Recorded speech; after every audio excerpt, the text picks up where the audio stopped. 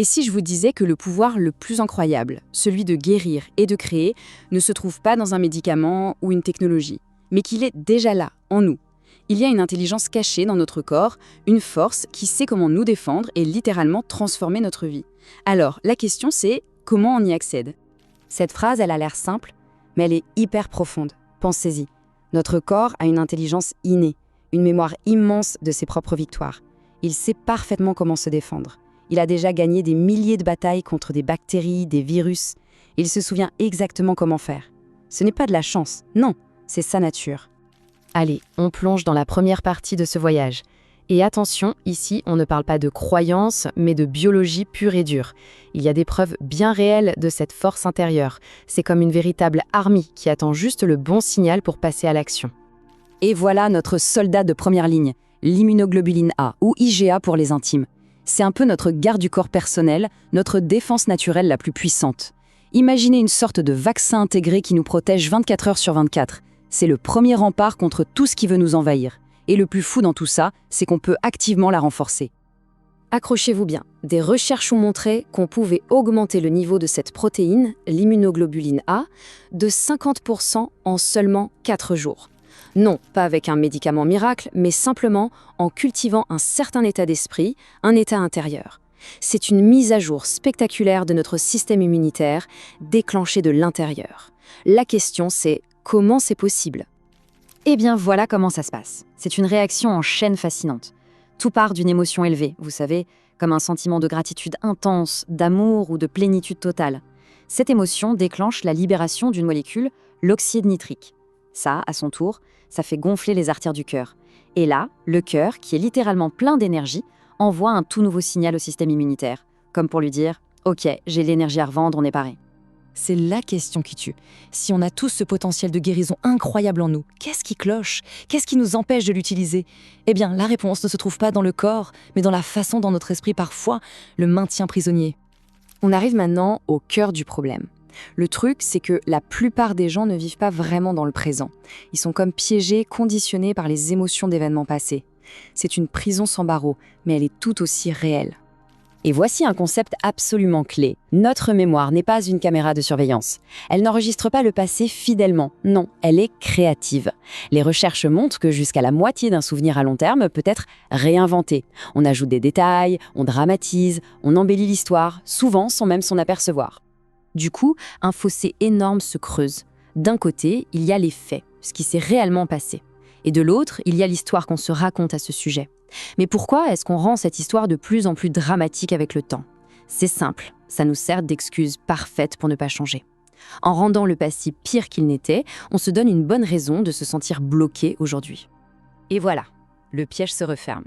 Cette histoire qu'on se répète en boucle finit par ne plus être une simple histoire. Ça devient notre identité.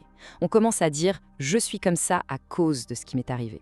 Et cette identité qui est complètement ancrée dans le passé nous empêche de créer un futur différent. Alors, c'est le grand tournant. Si on est prisonnier d'une histoire qu'on a au fond écrite nous-mêmes, ça veut dire qu'il doit y avoir un moyen de s'en libérer, non? Alors, sortons du problème et regardons la solution. Se libérer du passé, ce n'est pas un coup de baguette magique. Attention, c'est un vrai processus, conscient mais tout à fait réalisable. C'est un peu comme un voyage où l'on décide de laisser derrière soi les émotions familières, les vieilles histoires, pour s'aventurer vers l'inconnu. C'est super important de comprendre que ça demande un vrai engagement. C'est une pratique.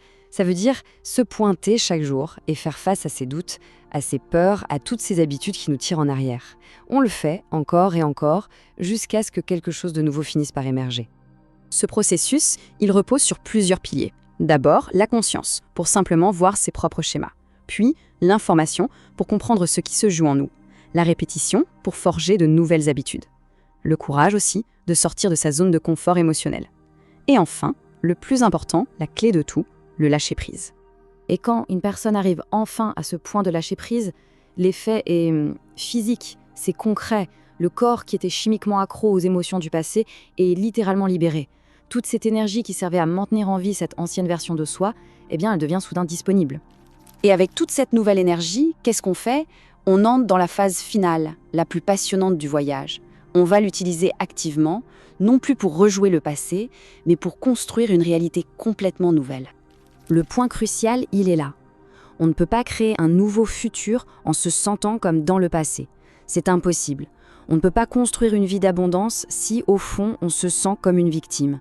Le changement d'énergie doit absolument précéder le changement extérieur. C'est la règle du jeu. Et là, c'est le moment de la grande révélation. Quand l'état intérieur change pour de bon, le monde extérieur commence à réagir. Des coïncidences étranges, des opportunités qui tombent du ciel, des synchronicités apparaissent. La personne réalise qu'elle n'est pas en train de faire différemment, mais d'être différente.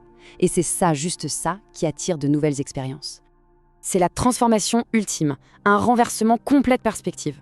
Au lieu de croire que c'est le monde extérieur qui contrôle ce qu'on ressent à l'intérieur, on comprend, et surtout on vit, l'exact contraire. On ne subit plus sa vie, on la crée, on devient la cause et non plus juste l'effet. C'est souvent comme ça que les gens décrivent le point culminant, le moment de la percée.